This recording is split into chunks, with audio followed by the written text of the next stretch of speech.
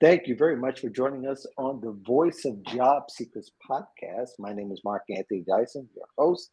And if you ever listen to the Voice of Job Seekers, this is actually the 10th year I'm actually doing this. This is like year number 3, been doing live streams. Yay. So thank you. Thank you very 10 much. years is a 10 lot. years. 10 10 years. years is it's a long time. And you know what? I probably would have had like if I did it continue to do it 40 times a year, I would have had like 400 and something episodes. But I said, there's really no race to do a whole bunch of episodes. So now I do like 20 or so.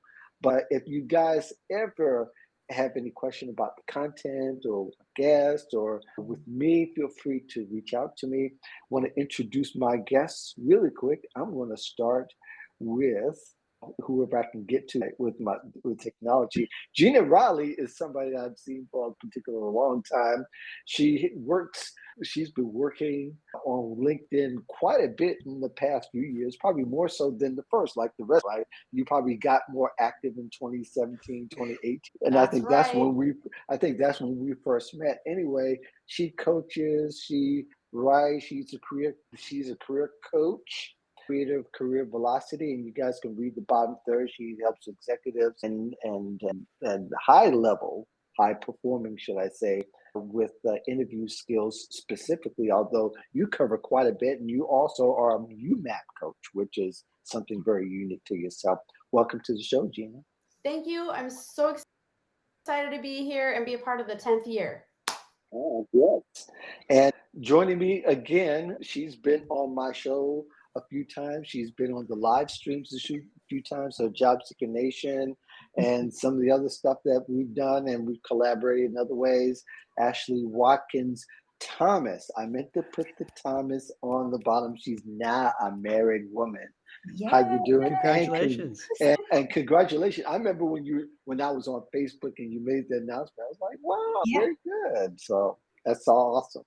And then you disappeared. The next thing you know, your last name is Thomas. So what happened in between there? That's how it goes.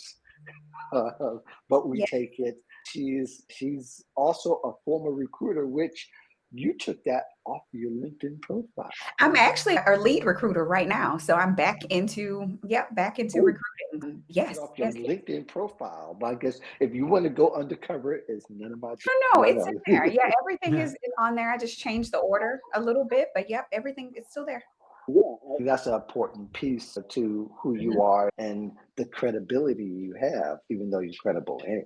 But all of that to say is that's a pretty essential, at least part of my profile for you. Yes. And of course, Jack Kelly, ReRecruiter.io, compliance search, Forbes contributor, and going to the moon, I think, in 2025, Jack. That's the plan. Hey, if I could ask Ashley something, if you don't mind, is that sure thing.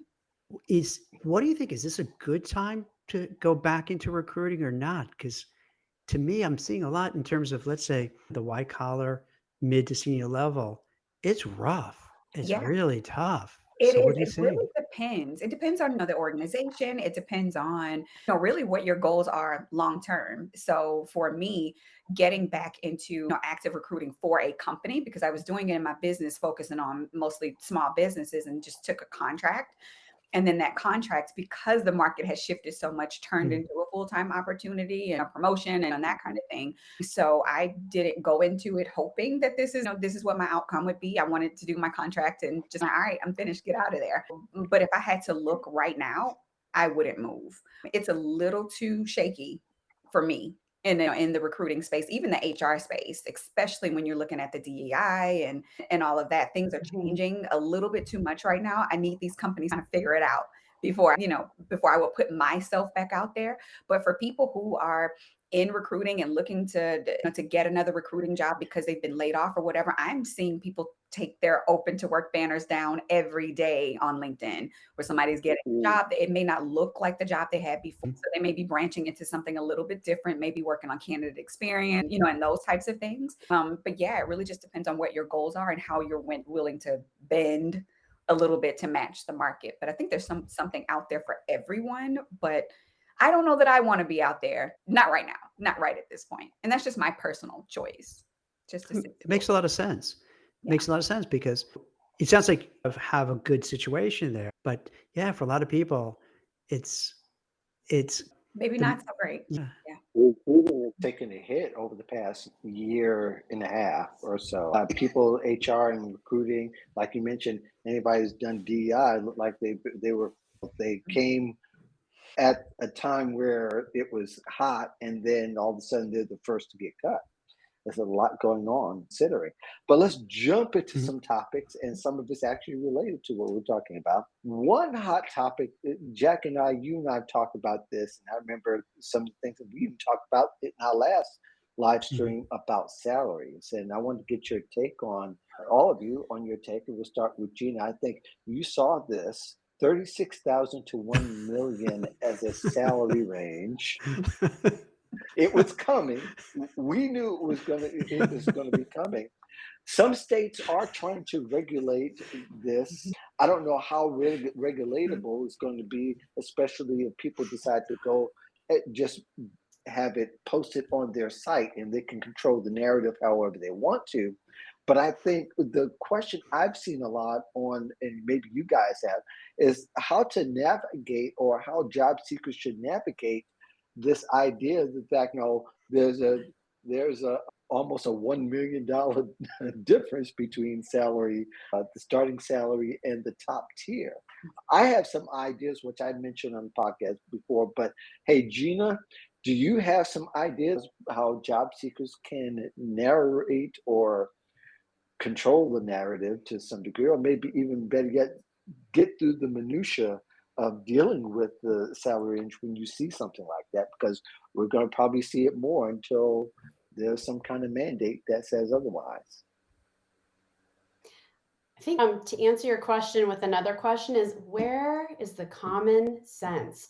Where's the common sense gone? With the people that are posting these jobs. So because I think some people who post have lost their minds, the job seekers are going. You There's only so much you can do as the job seeker. You have a little less power on that front end as you're applying. I think that you have to do your market research. You have to look at similar jobs, and you have to have some kind of finger in the wind on where you think that target really is between the 30 and a million, and apply for it if you feel like you're going to be in the zone for what you need. And then if you enter the process and you start that first conversation with the recruiter, that's when you can have a frank conversation, because you got to have the conversation before you can even figure out what it is, right? So I wouldn't let it stop me. Try to maybe have a little laugh about it, because there are serious times and jobs are super stressed. And when I see stuff like that, it's just absolutely ridiculous. Yeah. I completely agree with you, Ashley. Yeah, I recruit for primarily positions in California. So that's one of the states that has the pay transparency. And so the way our positions are posted, it's the minimum of the range and the max of the range. Well, even that, I'm not really that crazy about, because it doesn't speak to what the position is actually budgeted for, because there's a difference. I've actually posted about this on LinkedIn too. It's more of an education to job seekers to understand, when you see a range and it's realistic, how do I know whether or not this position is going to pay what I want it to pay? So teaching them how to even look at the midpoint of the position, because sometimes the midpoint is the target. It could be 10,000 below or 10,000 above or 15 or whatever that number is. But unless you know how to calculate that, you still don't know, all right, the max of the position is there. That's not the max that they can offer you. That's the max of the range that you'll be placed in. And if you see that there's like a 70K difference, you can pretty much bet your bottom dollar it's the full range that they're posting. And so your pay is going to be somewhere in that middle. So you just add the minimum and the max together, divide by 2. That gives you that actual number that you're probably going to be close to. That's usually the conversation that I'm having with candidates on a daily basis, and even with my clients, so that they understand that even if the position says at the higher end that you have a range, say 75 to 150, That's a broad range, and that's not what a company is going to be budgeted to pay. But just teaching them how to make those calculations on their own so they can make better common sense guesses and not go in asking, oh, tops out at 175. So I'm going to say I want 174 because I don't want to seem greedy. Well, that means that if I offer you 174, you're never going to get another raise because I can't afford to do that because you're maxed out, and whatever. And so once I have that conversation with candidates, they're like, oh, why don't you just post the budgeted range? Because I can't. I don't make the rules. I'm just just teaching them really how to understand how these processes work, what they mean when the range is realistic, right? So how they can advocate for themselves and ask for something that is reasonable, not something that they're just throwing a dart at the wall and hoping that it sticks.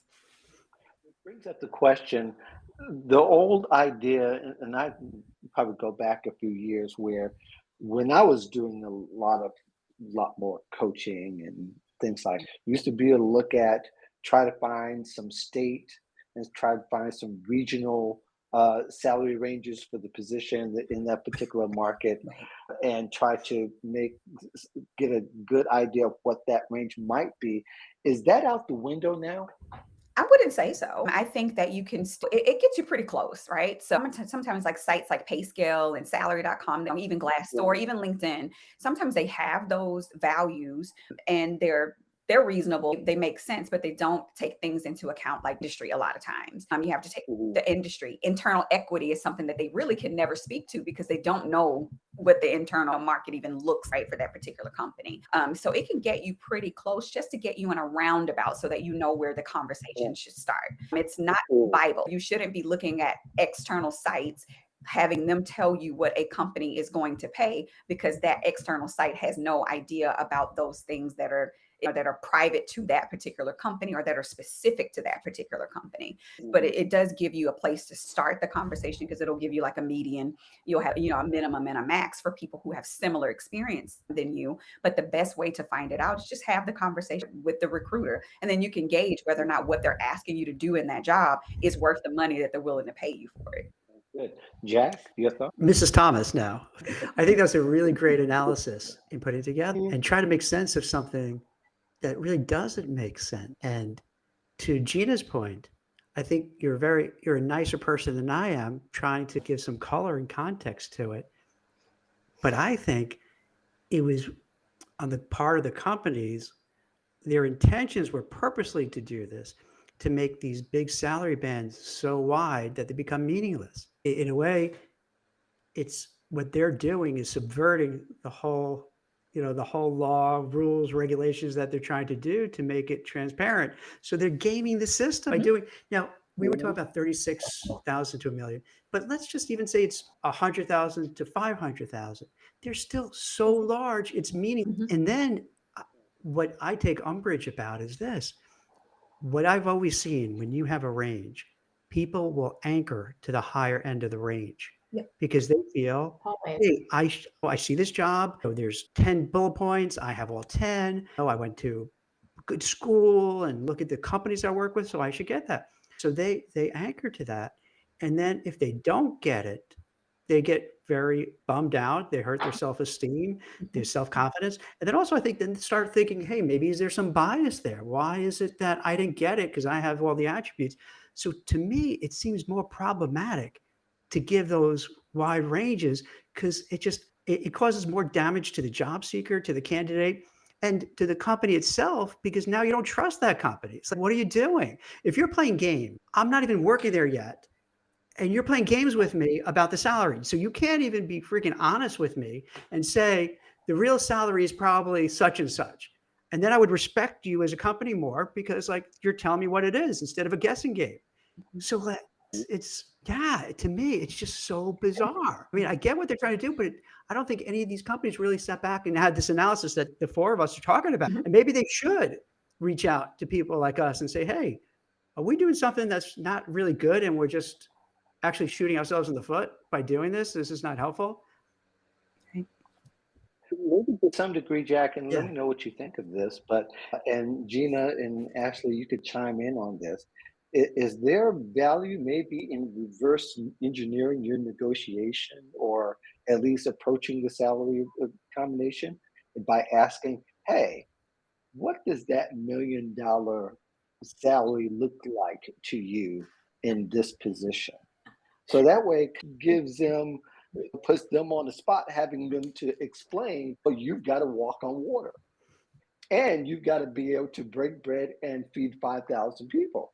And really, that's ultimately what we're talking about, right? We're talking about $1 million for a position. Come on, no, if to work 9 to 5, how likely are you going to make $1 million unless you're in the C-suite of some bigger company?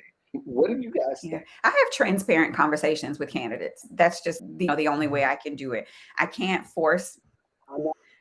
You would have I can't force the organization to change the way that they're able to.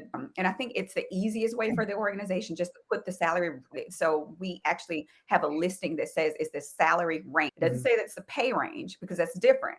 And that's the thing. Candidates have to be really cautious. They need to read. You need to read everything and truly understand what that is. And if you don't understand it, ask for that clarity, ask for that clarification, only because this is a salary range for the position, but the pay range is something that's different. A pay range is what you'll actually get paid. A salary range is letting you know the potential that, this is the range of the position. It is not the range of what you'll be making. And I think we need to get away from all these technicalities and all this different terminology or whatever. It needs to be consistent one way. Put what you are budgeted to pay.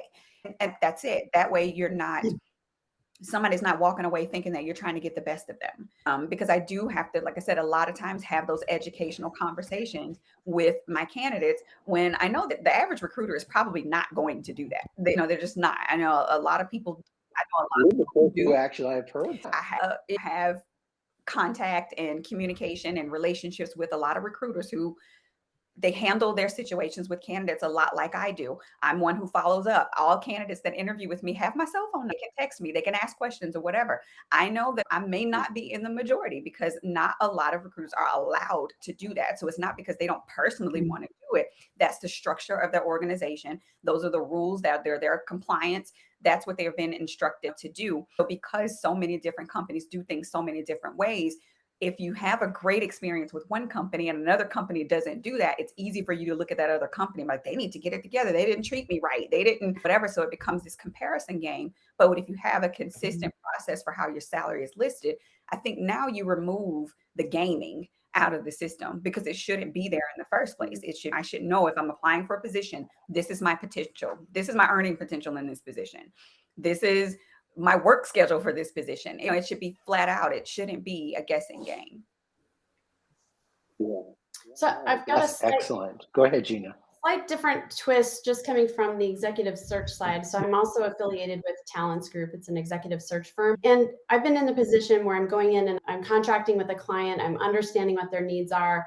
We develop that go-to-market strategy and we advise them on what we think it will take to get the right candidate, that finalist, to land that specific job. And especially when working with nonprofits, CEO search, CFO, COO, et cetera. A lot of times boards of directors of nonprofits don't really understand the market and don't understand what it will take to get the kind of leader they need to actually move the needle. If they want to go out and just do a copy exactly of what they've seen for the past decade, where they're, well, sure, go ahead and pay your 125. When we come back with market research and say, we know it's going to take 175, that's, or whatever that is, that's a huge delta for a board to swallow, but they don't understand sometimes until they go to market, they get the people at that lower range, then we present those people and start talking with them about that skill set. And then we start discussing the deltas between, well, if you told us you weren't happy, we've got the candidates for you. But if you want to have someone that's going to actually move the needle and make the mark for your 200-person organization, you're going to have to go back to the well and see you can bring that salary range up. So sometimes when a search is launched, the people who are making the decisions don't understand what it will take to get the right person. Right. Because you do get what you pay for. You get what you pay for. If you're wanting top-notch skills, if you're wanting degrees, if you're wanting certifications, you want somebody who's been there, done that, who can hit the ground running, then you better be ready to pay somebody to be able to do that, because not only are they saving you time, they can make you money. Think about your ROI. But if you're wanting to lowball somebody, they may accept your offer, but you're probably going to be doing this again in 90 days because that's even 6 months because this person is still actively looking. I know I would be because people are Well, hungry. if you want top talent, you got to treat Exactly. them like you Right. want them, Yeah. right? Everybody says we want the best, Yeah. but yet if you're following Rule 10,040 that big companies are shady, Exactly. then you're going to try to bait people in, and don't get surprised when we talk about other things like lying on resumes, lying in interviews, and all those kind of things, trying to push people to those brinks. Yeah. We had some really good comments. This one I want to highlight, Wendy. Wendy says, on the opposite side, if the range is very small, 120 to 130,000, how accurate is that typically? Very interesting question. Gina, your take on that? I was looking for the comments, so I missed it. I I'm gonna got pass. it. Yeah, I posted it on the screen. I don't know if you can see this on the screen or not, but I posted it on the screen there. Okay. Yeah, it says on the opposite side, if the range is very small, 120, 130,000, how accurate is that typically? My answer is it depends because I don't know what. Yeah. I mean, it depends on the job and the location, and I don't know how to I answer guess, that I, one. I guess maybe not so much the number, but for the fact that it's a much more condensed range, quite the opposite of somebody from 36 to a million. Now you just have a $10,000 gap. Sure. Jack, probably you're a good person to ask since Yeah. this is an active. Yeah, Kind of right? a couple of things because Your yeah, take because on it? you both have such great insights into what's happening. So that's so super helpful for the audience. To me, to take one piece of it that Gina was talking about, one of the biggest challenges that I have and my team have and had throughout recruiting is there's a disconnect a lot of times between what they'll go out to market with a range. This random. Let's just say the 100, we talk about 130, I think here. So let's just say it's 130. But then what will happen is someone like myself will go to, let's say, Ashley and say, hey, HR person, we can't get someone at 130 because we've worked a lot in this space. And at least they're making 150, 160. Like 130, it just doesn't work. And then the company would basically say, "Meh, no, keep looking." I'm like, "Wait." And then you want to say, "But we do this for a living, and presumably if," and this is always the funniest thing to me, it's like, if you gotta know they can't get it, because if they can't get it, you would have done it yourself and not go to a recruiter and pay a 25% fee.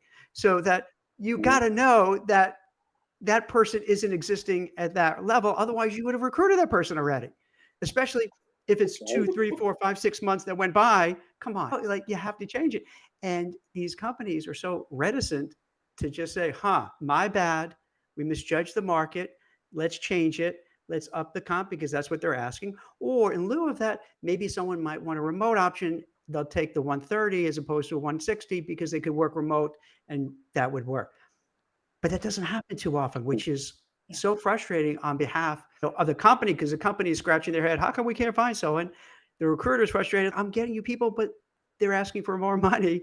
And the candidates get frustrated. So once again, like when we talk about the whole transparency, the way it plays out just makes everyone miserable. And that's what you notice. If you look on LinkedIn, you look on X, formerly Twitter, Facebook, that's what people are always complaining about, these issues, is that they're just like, so stop with this already. Like, for instance, wouldn't it make more sense to give a range, a reasonable range, but then give some qualifiers, right? Hey, if you're one of these younger, maybe you don't have a certain amount of experience, but dynamic, great interviews, you're just amazing. All right, we're still not going to give you that higher edge because you need some more seasoning and you need some more time. But you could think of this as the base and this is maybe the potential bonus, presuming everything is okay with some caveat. And then on the other end of the spectrum, if you have the experience and you do it, you know it, hey, you're likely to get the upper range. We can't promise you the top, but maybe between this and this. So this way someone goes in managing expectations. Okay, I know I could get a sense of where I could fit in there. So then the candidate, him or herself, could be like, all right, I feel more comfortable because I feel I could fit into this range and I'm not going to go through 3, 4, 5, 6, 7, 10 interviews, do a project, do a report, stand on my head, and then I find out that they ghost me anyway. So you want to find it just to be fair, like just go, and I think it would make it easier for everybody. Oh, yeah. Right. As much as I'd like to continue this, we're going to probably have to continue it on another live stream eventually. But this ended up being a masterclass somewhat in salary negotiation. I didn't think we would go that far down the line, but I think it's just very interesting.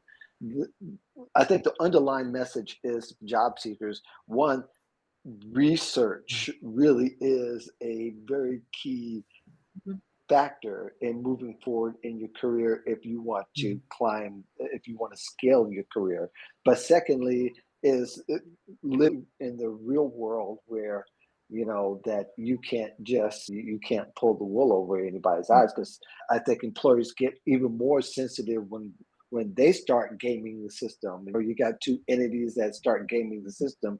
Everybody ends up dissatisfied, well, more or less. I just want to shout out a few people who are chatting. Tracy Shackelford, thank you very much for joining us. And then we had somebody from South Africa. I can't pronounce her name, and she knows who she is. Thank you very much for joining us, South Africa. I think it's like in the evening time there right now. Paula Weststone, thank you very much for joining us. And then there's a LinkedIn user that also had a great comment. Like I said, I'd like to go into some of these, but I want to dig a little bit more, somewhat based on a great comment that Gina had in our chat in the past couple of weeks. And I'm trying to pull it up, but I think one of the things that we can talk about in the interim is the article that I passed on to you guys from Fast Company about a week ago, I think, where it talks about how people are basically, they're in a unsatisfying job due to a perceived lack of options. And I'm reading this from Fast Company, even as resentment towards their employer grows. Linked to this is loud quitting. Gallup's 2023 State of Global Workplace report found that roughly 1 in 5 workers are loud quitting at their jobs, which means that they're actively disengaged at work. Not that it never existed before, but I do think that's going to spill over into something else and to maybe loud firing, because that's how it went before. We had the quiet quitting, then we had the quiet firing. Now we're going to eventually hit to the quiet quitting and to the loud quitting. And now we're going to hear the loud firing now. Is that the next thing we're going to go to? I don't think it will go that far, although I think people will start to be a little bit more negatively transparent, especially the hiring managers, in wanting to let go people or let them know that they're being disenfranchised in the most obvious way. Gina, you had some thoughts on this. I'll let you run first with it. I do. I've The got way she said that, I think she has 7 more than a few thoughts on this, right?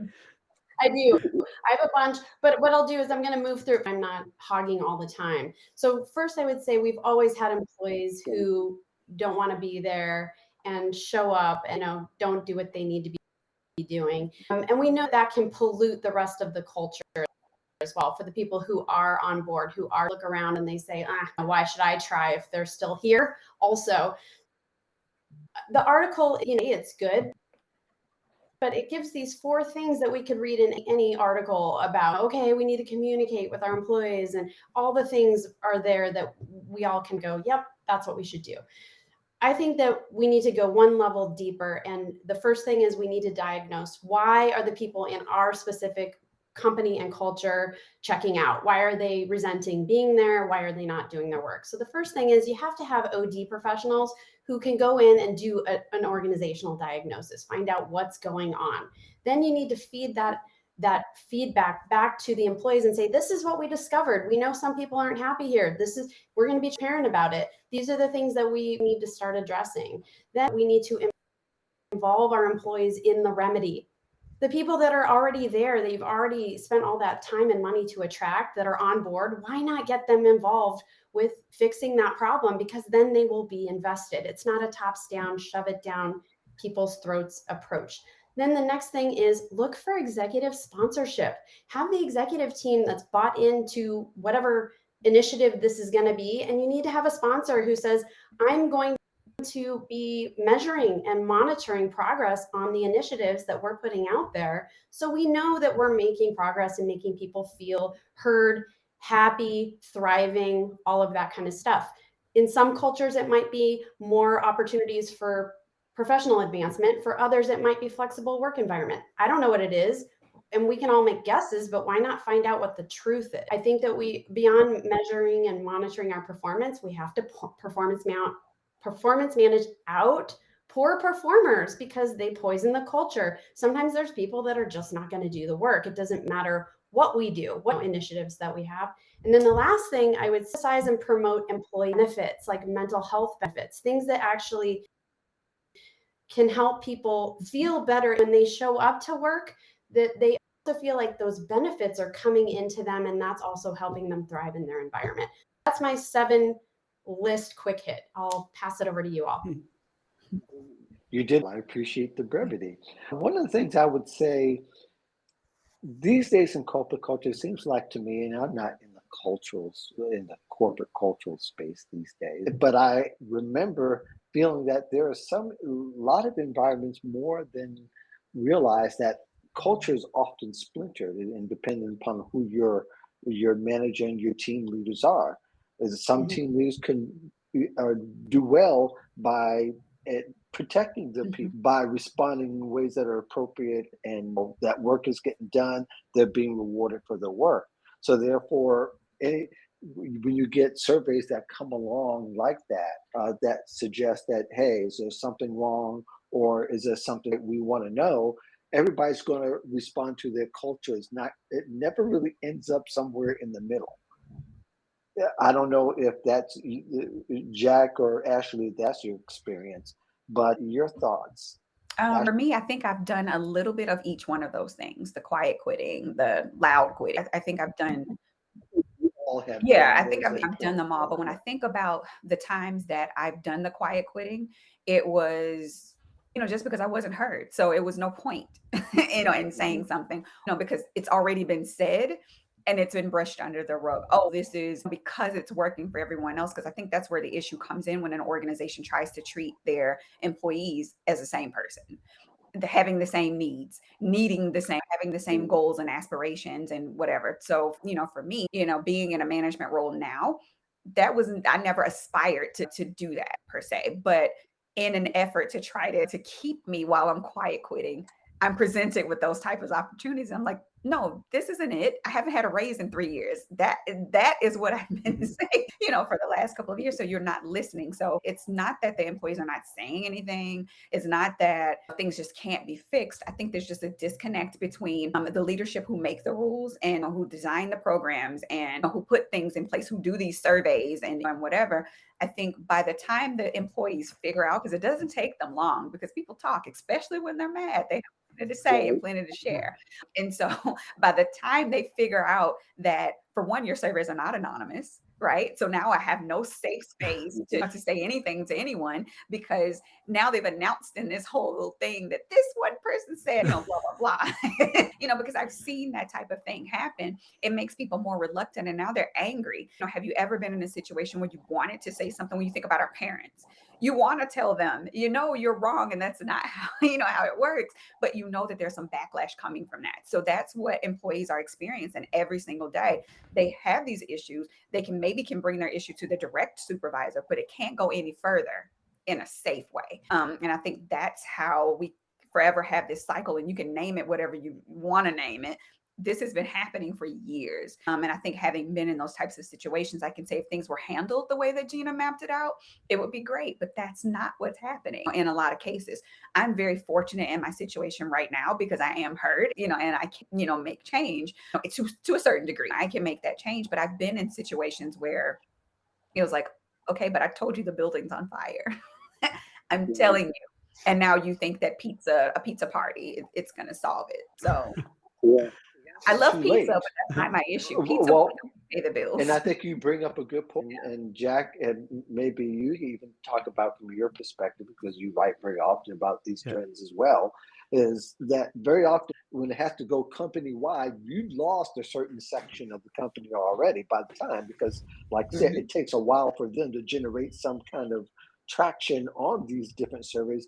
You've already chalked off maybe 25-30%, and I'm just guessing, of a loss of employees that are actually ready to go. Right. Because exit interviews, to me, so I straddle the fence with this a lot of times. So the personal me wants to say they're a waste of time. I'm already out the there's nothing you can say at this point to make me say, and like, that's why where do you and want that's to where know my now? comment Because and as that's this where was my comment happening to derives me, from. right, nobody cared. Nobody, there was nothing. Yep, this is how it is. Deal with it. And then now with this exit interview, you magically want to. Now you're going to fix it. No, you're not fixing it, because now the person a year from now is going to quit for the same exact reason that I'm quitting right now.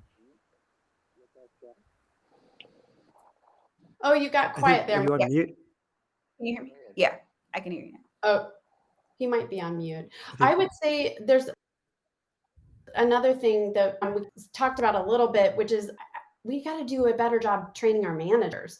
Most of the time, first line managers get promoted and there is no support. And if you look inside large high-tech companies where you go to school to be technical, and then you get thrown to the wolves with your first team of 5 or 10 or whatever that is, and you don't have the managerial skills, communication skills, the cross-functional influencing that you need. How do you? And so some companies do it well. Some companies have programs, but just saying you will go to it is not the way to do it. And the best way to really get employees locked in and feeling committed is to have that first line manager that actually gives a rip about them and their development and what their goals are on the job, and tying that to the larger and giving them that picture of what's going on in the larger. Yeah. And on the flip side of that, I'm seeing it too, where the first line managers, because they were in, like, for me, I was a recruiter first. And so being a manager, it was easy for me to be like, all right, I understand, because I'm still actively recruiting. I'm your manager who's recruiting, right? So I'm really a working manager. But then once you go up the layers, the problem isn't always at that first line management or even that second or third. It's the executive team, because a lot of times they're so disconnected from what's actually happening, that they're doing programs, starting these initiatives, when the employees are down at the bottom, like, hey, look at me. These are our issues. We have fires that we need to put out.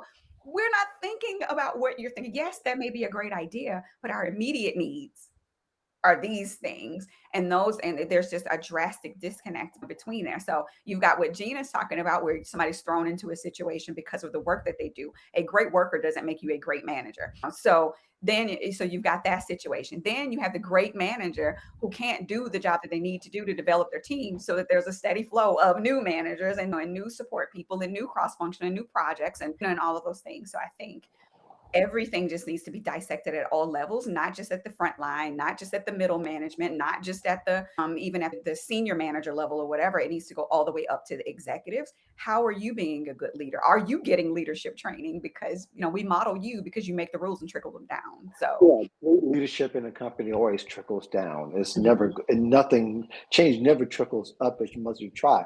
Jack, I'm trying to get you in Sure. here. So Go you know ahead. what? I'm looking at what we were talking about with resenteeism. Resenteeism. Is that how you pronounce it? Resenteeism? However it's said, it's right? resenteeism. Resenteeism is that Yeah. I'm looking for I wonder how anyone could really be totally happy at work in the current environment. Because think about it. We can't really separate work with what's happening outside. Let's just take the US. We're worried about high inflation, costs are going out of control. If you want to get a mortgage in your young family, it's almost impossible. Like I have a whole bunch of nieces and nephews who are at the age where they're married, but they're not having kids because they don't know how they could have kids financially. We're worried about what's going to happen in the Ukraine. We're worried what's happening with the Hamas Israeli thing in the Middle East. Are we going to be drawn into it? Is it going to be a war? I could go on. So then you're coming to work and you're carrying all this baggage to begin with, right? All this baggage. And if you're in certain areas, the frontline workers and the blue collars are doing better now than the white collar workers and having jobs open. So then if you come into the office and let's say you're a white collar professional, you don't have as many opportunities right now as you did before. You have to worry about AI stealing your job. You're worried about your jobs moving offshore to other locations. You're worried if you get laid off, are you ever going to find a job again? And in that context, you have to come to work and smile and be productive. And that's like ridiculously hard, nearly impossible. And then if you have a micromanaging boss or a narcissistic boss or a jerky boss, then oh my gosh, then it's miserable. So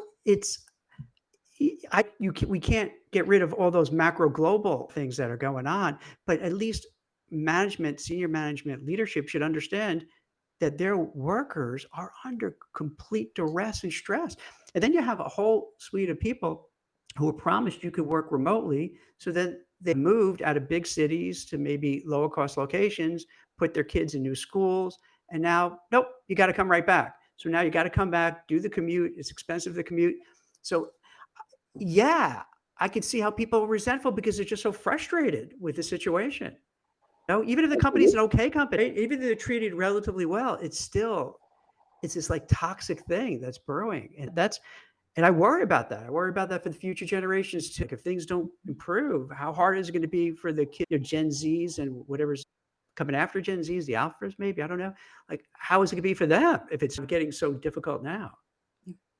Yeah, I think people they stay stuck in a situation. And I think there's often organizations that have a hard time hiring from within, they're really broken because they're used to doing things in such a way where it disenfranchises anybody who might be up and coming and be willing to take on those responsibilities, but they cut them off at the pass by taking so long to bring them to the other side. Now, it's not easy being a first line manager going into where you were on the lower tier. You really take on some report twos and some budget responsibilities. It's tough because you got to navigate away from your old job to do the new job. And some managers feel like you can't go back to your old job. So you should never do your old job. But yet that's the first place of context that you have in knowing your team and how to manage them and how to motivate them, because you know exactly how to motivate them because you were there. But yet you're not allowed to do that because, of course, you have to deal with now the other stuff and dealing with the other responsibilities. So people get stuck and it trickles on from there. So, they're not hiring from within, they're hiring from outside. You bring somebody from the outside and they don't know the organization as well. And a good one will know how to get in there and to relate to this. But how many good ones do we come across when they're hired from the outside? And how long does it take? It takes a while to get accustomed to somewhere where you come in from the outside. I've been stuck in that situation where you come from the outside to somewhere new. The culture is completely different. You don't have your past reputation. It's not whatever it's WYSIWYG, the old, what is what you get. This is, and that's it. You're trying to develop some kind of brand or a management brand for yourself. And you're torn because you know how it is on one side, but yet the other side tells you to do something totally different. Exactly. And I remember having a manager that was 2 levels above me. So you're going to lose some good people. How does that work in the framework? You're talking about resenteeism. Oh, believe me, it's set in quite deeply, and it's set in for years when you've got somebody who says everything's in black and white, which we know a lot of times it is not. There's a couple of really good comments here. I want to bring a couple of those in. Daisy Wright, our friend Daisy Wright. Hey, Daisy. Great points, Gina. Ashley, middle managers are caught between the rock and a hard place, either thrown into the pool and asked to swim or not getting the support they need from upper man. How true is that? And when you get somebody who knows what it's like to be on both sides, that person gets shoved aside. So now you're getting into our revenue. And then we start to have that discussion, and that even steeps it more. So the more we deep into, to me, it seems like the more deep into company speak and the minutia of that, the more the resenteeism kind of sets in. Anybody has any parting shot? Just Gina, you have. Hey, Go ahead, just Jeff. to add upon like what Gina's saying, this always cracks me up when she's talking about the managers. And let's say Major League Baseball, you could have like an all-star player and then they retire and become a manager, but the skill sets don't cross over. The same skills that they were able to be a great baseball player and an all-star have nothing to do with managing people. Completely different, because you're a great hitter, you're hitting all these home runs. That has nothing to do with managing people. So they just assume now you can manage people, and a lot of times it doesn't work at all. But here's one thing that I noticed we don't talk about really at all with interviewers. This is crazy. You never hear, have you ever heard, right? If any of you heard, because I haven't, how that companies train people to interview. I've Yeah. never seen that. Maybe it exists, but I've never seen it. You mean So you just internally? yeah. So Oh let's say yeah, you we did it Intel. Oh oh, yeah. cool. Okay. Yeah, I We was do a it at my current company oh too. yeah, Yeah. absolutely. All right. So I stand corrected. There are some companies that Now, do, now, granted, I'll say it wasn't every company Yeah. that I but worked for. but This company. I've definitely seen, in feedback from candidates that they'll go and interview, and it's pretty clear that the interviewer never received any training, guidance, how to effectively interview the person. So then that's why I think you end up always asking these cliche questions. Well, where do you see yourself in 5 years? Those kind of stuff that, like that's not really so helpful because they don't really know what to say. So they default to these cliche opposites, and then they don't know how to move it along. So then you end up having consensus, decision by consensus. And that's why we see lately, and maybe you guys don't see it in your area, but I see this a lot, where you'll go on forever interviewing because the person who's in charge is scared to pull the trigger and make a decision. So it Right. just goes on, and they true. hope 10 people will agree and say, okay, we like Mark, we're going to hire him. Yeah. Yeah, that's it. I think it too is a struggle with the managers not understanding that they should be interviewing the candidates against the posting or against the not against because if you've got me and Gina and you put us head to head, you're not going to get because our skill sets, while they are very similar, they're not the same. We've got different experiences. We have different value to offer. So you can't compare me against her. Figure out what you want as far as your job and compare us to the job. Who's the best fit or the best match for that job? And I think that's a breakdown for a lot of hiring managers. And then also just you ask the questions, but you think about great questions, but you don't think about what great answers look like. Yes. Yeah. So Mic drop. I think that's the breakdown that I've seen a lot of times when it comes to doing it. In my 20 years of recruiting, that's been an issue. Mark, that's a whole nother show right there. It's talking about interview skills. Holy smoke. Yeah. That's something that we've talked about in the past that we'll probably always continue to talk about because, companies most people don't practice it themselves. They don't seek it for themselves. And quite honestly, probably maybe 2 out of 10 actually present themselves expertly in interviewing. So really, when it comes down to it, it's an important life skill that really tends to get ignored for the other sexier parts of interviewing, like the salary and job offer, which people don't get trained in that either. But that's par for the course. We'll discuss that another time. We're coming to the top of the hour, although we started a little late. I do want to respect you guys' time and want to give you all a chance. Is what is coming next for you as far as anything you're presenting somewhere, awards that you've won, or maybe you did walk on water somewhere, of course. Ashley, start with you. Got anything going on that people should know about? Yes. So this Thursday, I am hosting a live resume refresh session. So this Thursday at 1 p.m. Central, I have a job seeker who is looking to transition, and I'm going to be doing a live resume refresh, taking her resume, dissecting it from top to bottom, and showing what I do when someone books a resume refresh session with me. So that is Thursday. What time is that Thursday? Live on LinkedIn. Okay. Awesome. Gina? For me, I just recently got accepted into the Forbes Coaches Council and published my first article last week, I think it was. So that is really exciting for me. And my second one has just been approved and is in the works. So that one's cool. And just continuing to evolve my program and hopefully add value on LinkedIn regularly. So I'll pass it to Jack. Cool. That's great. Congrats. And I saw that article. That was awesome. Thank you. Fantastic. That's exciting. Yeah. That's so cool. Yeah. What's the new one about? The new one is, oh God, I forget right now. So you tell me about your awesome stuff and I'll tell you in a minute. This is not so awesome, but So me. It's so me. I don't know. So like last week. That's all right. I'll stall for while you're thinking. So so this is not awesome, but because of everything going on, I've been doing a lot more writing, but really towards helping people with their careers. Everything from basic how to have a job, how to do a resume, how to salary negotiate, how to deal with this issue and that issue, what have you. Because I do think it's very challenging for so many people now. So I feel it'd be super helpful just to offer as much advice as I can.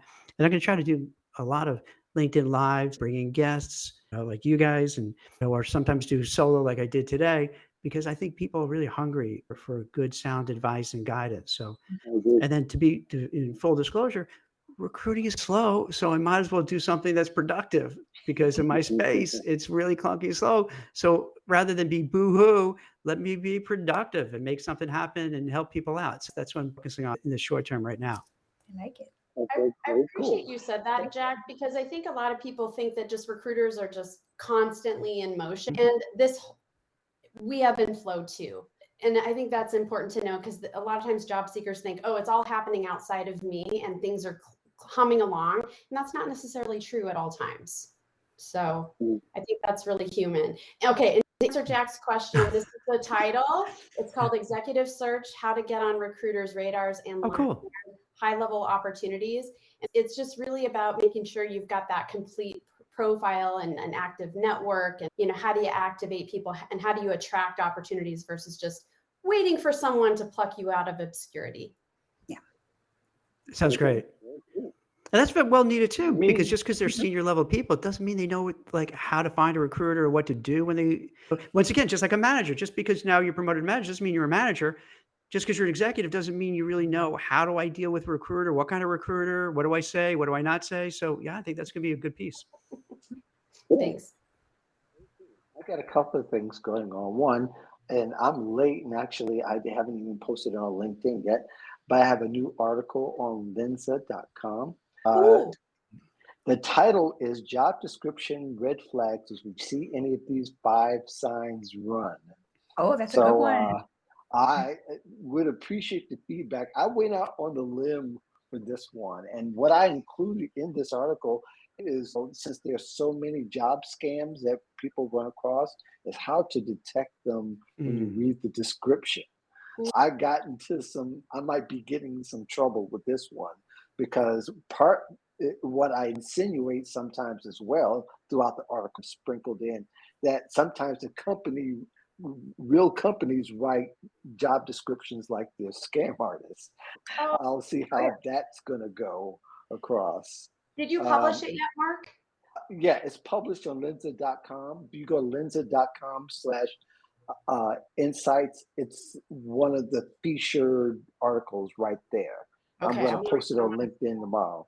Oh. And then in 2 weeks will be another LinkedIn live stream. I'll have Marie Zeminoff, who leads the Career Thoughts Leaders group, and also the RWA, I think is also her group. She's going to be on there, as well as Virginia Franco. Jack, I wasn't sure if you were available for that show or not, but it's going to be at the same time in 2 weeks. But yep, that's going to happen right here on all the platforms, LinkedIn Live, LinkedIn, as well as Twitter and YouTube as well.